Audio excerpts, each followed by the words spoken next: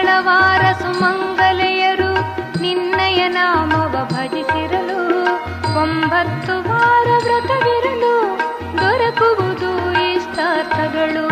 ಶರಣು ಶರಣು ಜಯ ದುರ್ಗೆ ಸರ್ವಶಕ್ತಿ ಜಗನ್ಮಾತೆ.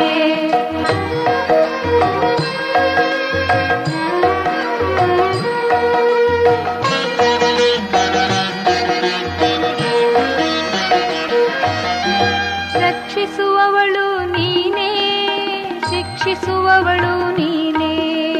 ರಕ್ಷಿಸುವವಳು ನೀನೇ, ಶಿಕ್ಷಿಸುವವಳು ನೀನೇ.